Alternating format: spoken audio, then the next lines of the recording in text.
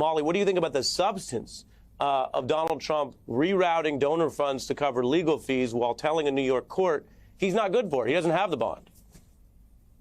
Well, what's incredible about this case, which I think is really interesting, is that Donald Trump has so gotten away with things for so long, right? I mean, he's been impeached twice. He's managed to bully the Republican Party into submission. So you could see where he thinks, okay, I'm just going to pay less. I get away with stuff like that every day. And so I do kind of see his thinking here. I mean, obviously, the idea of the court is the first time where Donald Trump has been treated the way everyone else is, right? I mean, and even then, he's been able to delay things. He's been able to get the Supreme Court to look at things which most people thought they would never look at. And so I do think he's had a lot of success, but he is really a case study in what happens when you don't get held to the same account as everyone else. Yeah. Exactly. And I want to remind people, because this all happened during the week quickly while a lot of other stuff was going on, but it's a big deal. This is from the filing about the $100 million. Again, he owes over $400. Trump's vast ownership interest in New York real estate, ongoing oversight by the Monitor would alone be sufficient, this in the heading here, to adequately secure any judgment affirmed. Trump's bond would serve as further security. This is one of the kind of biggest cell phones I've seen in a minute, and I want to just translate it, Molly, because it's interesting. The lawyers are saying, he's so rich, he shouldn't have to pay. There's so much real estate, we'll just give you the partial bond. And I mentioned this earlier, it's not Trump putting up $100 million. It's him asking to put up 3% of $100 million to a company because he couldn't put up 3% of $400 million. Elon Musk has had many legal clashes, and whatever one thinks of him, he has the money. And we've seen that proven in various ways.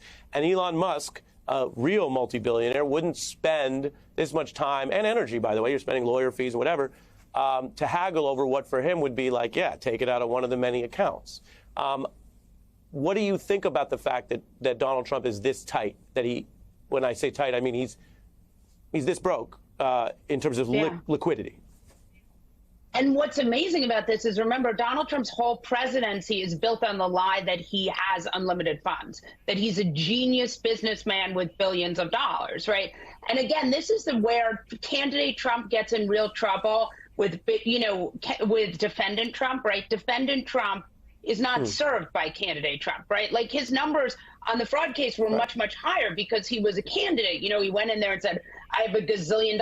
And if he had just gone in there and said, I'm sorry that we lied and, it was the wrong thing to do. I mean, even the judge said that if there had just been the tiniest bit of contrition, but instead Donald Trump has decided that these court cases are really the same as rallies, right? That he's going, because the base loves him in court, that this will somehow help him in a general. Now, first of all, I actually don't think that will help him in a general. I think that swing voters don't like to see their president in court. I think it's a very strange, bargain to make, but I think he thinks that it helps him. And I think that he has had so many times when he's sort of gotten away with things or been able to do this, that he's going to keep doing it.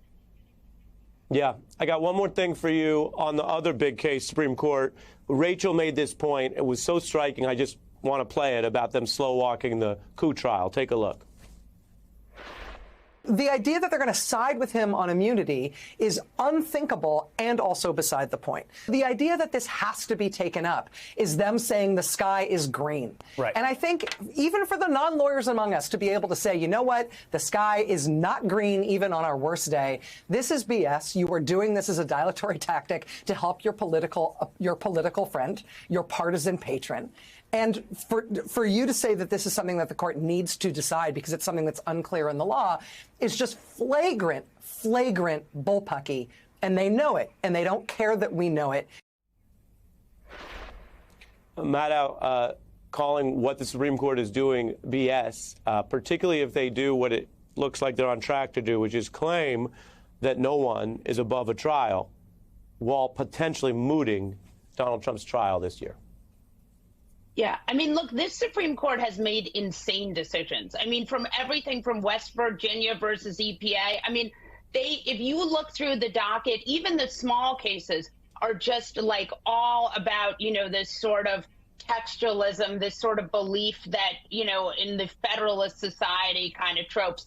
And so I'm not surprised that they did this, but, you know, it is very depressing to know that we have this Supreme Court that is so partisan.